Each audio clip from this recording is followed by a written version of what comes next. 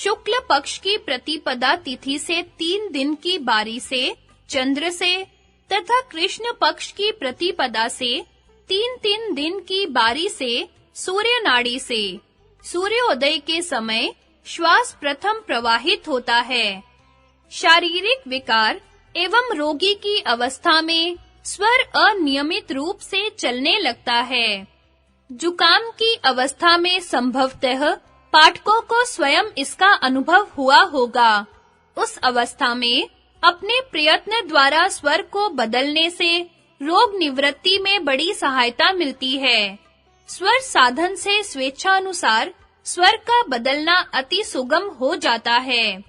जब इडा चल रहा हो तब स्थायी काम करना चाहिए, जिसमें अल्प श्रम और प्रबंध की आवश्यकता हो तथा दूध, जल आदि तरल पदार्थों के पीने, पेशाब करने, यात्रा और भजन, साधन आदि शांति के कार्य करने चाहिए। पिंगला चलने के समय इनसे अधिक कठिन कार्य करने चाहिए, जिनमें अधिक परिश्रम अपेक्षित हो तथा कठिन यात्रा, मेहनत के कार्य, भोजन, शौच, स्नान और शयन आदि करने चाहिए। सुषुम्ना में योग साधन तथा सात्विक धर्मार्थ कार्य करने चाहिए। दिन में अर्थात जब रजोगुण प्रधान सूर्य स्वर चल रहा हो तब योग साधन न करें, और रात्रि में भी अर्थात जब तम प्रधान चंद्र स्वर चल रहा हो तब भी योगाभ्यास न करें। दिन रात दोनों अर्थात सूर्य और चंद्र दोनों स्वरों का निरोध करके सुषुम्ना के समय जो पिंगला और इडा रूपी दिन और रात दोनों का संधि समय है, उसमें सदा योगाभ्यास करें। इस सूत्र की व्याख्या में बताए हुए कपालभाति प्राणायाम अथवा अन्य प्राणायाम करने से सुषुम्ना स्वर चलने लगता है। अतः अभ्यास के आरंभ में प्राणायाम कर लेना चाहिए। स्वर साधन, स्वर बदलने की क्रियाएं। पहला, जो स्वर चलाना हो उस नथुने पर कुछ समय तक ध्यान करने से वह स्वर चलने लगता है। दूसरा, जो स्वर चलाना हो उससे विपरीत करवट से लेटकर पसली के निकट तकिया दबाने से कुछ काल में वह स्वर चलने लगता है। तीसरा, जो स्वर चलाना हो उससे विपरीत स्वर में रुई अथवा वस्त्र की गोली रखने से वह चलने लगता है। चौथा, बंद स्वर को अंगूठे या अंगुली से दबाकर चालू स्वर से श्वास लेकर पुनः उसे दबाकर बंद स्वर से श्वास निकालें। इस प्रकार कई बार करने से बंद स्वर चलने लगता है। पांचवा, दौड़ने, परिश्रम करने और प्राणायाम आदि करने से स्वर बदल जाता है। ज्वर और जुकाम आदि रोगों की अवस्था में स्वर परिवर्तन से रोग की शीघ्र निवृत्ति होती है। स्वर साधन की सिद्धि से इच्छा अनुसार सुगमता से स्वर बदला जा सकता है। उसके अभ्यास की एक विधि यह है कि दिन के समय सूर्योदय से चंद्र स्वर के निश्चित समय से चंद्र स्वर चलाएं। अपने बाएं नथुने की ओर ओम का जाप करते हुए ध्यान रखने से बायां स्वर चलता रहेगा। भोजन और शौच आदि के समय इससे विपरीत स्वर ध्यान द्वारा चलाएं। रात्रि के समय सूर्यास्त पर सूर्य स्वर के निश्चित समय से सूर्य स्वर चलाएं। दाएं नथुने की ओर ओम का जाप करते हुए ध्यान रखने से सूर्य स्वर चलता रहेगा। जल और दूध आदि पीने तथा मूत्र त्याग आदि के समय विपरीत नथुने पर ध्यान रखकर चंद्र स्वर चलाएं।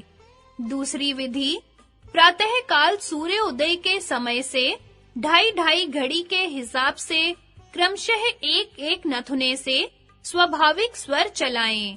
इसी प्रकार योगाभ्यास, भजन, ध्यान आदि के आरंभ करने से पूर्व नासिका के अग्र भाग के मध्य भाग में नोक पर ध्यान करने से सुषुम्ना स्वर चलाया जा सकता है।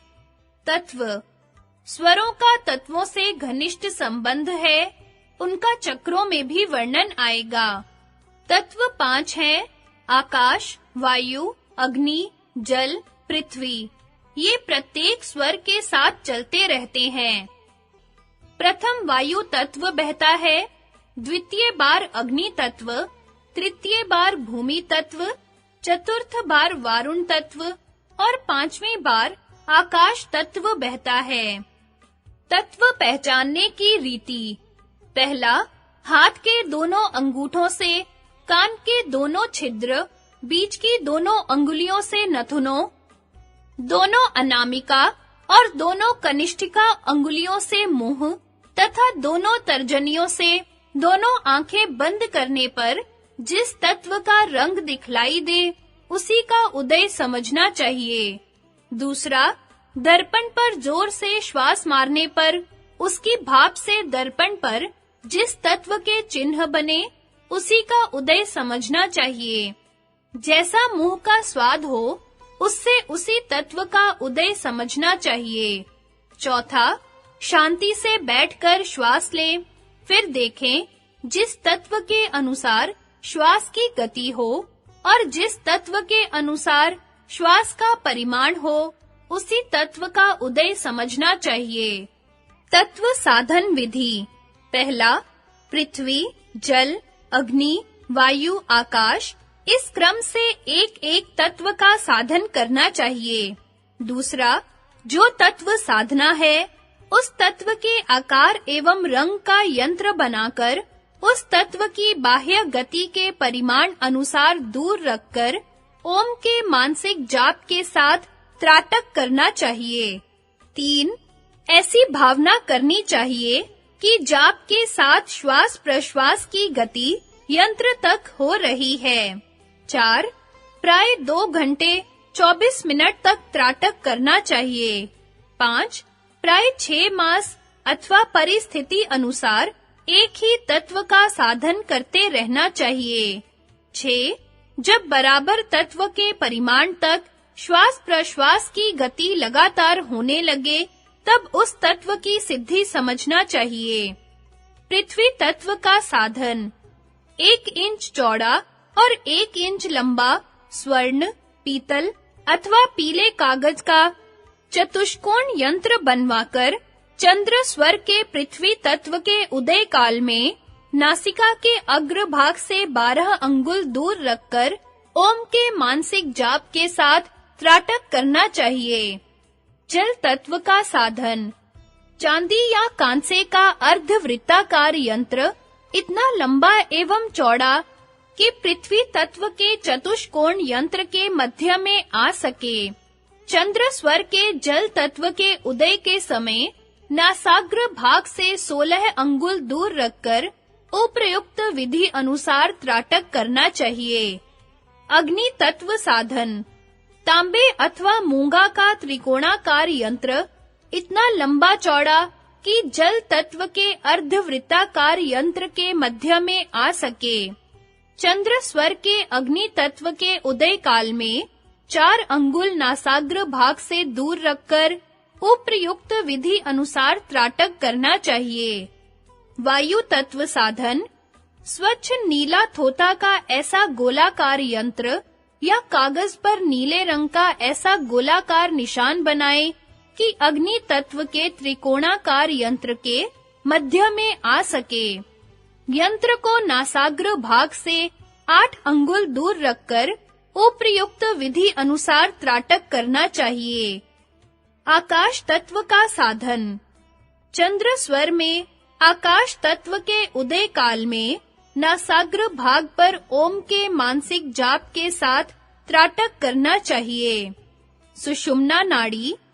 ऊपर वर्णन कर चुके हैं कि सुषुम्ना नाड़ी सर्वश्रेष्ठ है, जो मेरुदंड के भीतर सूक्ष्म नली के सदृश चली गई है।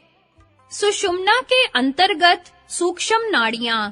सुषुम्ना के भीतर एक वज्र नाड़ी है, वज्र के अंदर चित्रणी है और चित्रणी के मध्य में ब्रह्म नाड़ी है।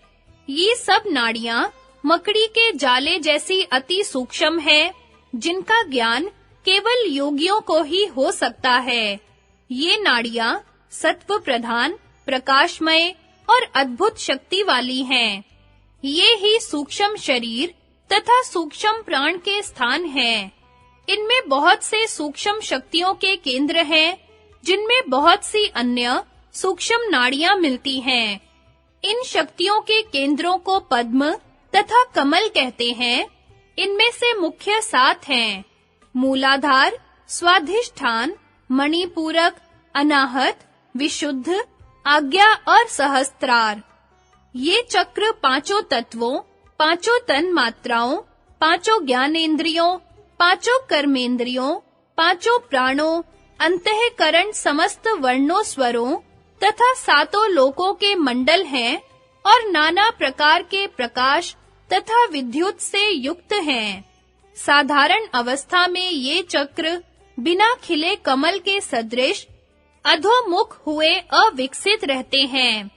ध्यान द्वारा तथा अन्य प्रकार से उत्तेजना पाकर जब ये उधर्व मुख होकर विकसित होते हैं, तब उनकी अलौकिक शक्तियों का विकास होता है। प्रत्येक चक्र में नाना प्रकार की अद्भुत शक्तियां हैं। तांत्रिक तथा हठ योग के ग्रंथों में प्राय इनका वर्णन है।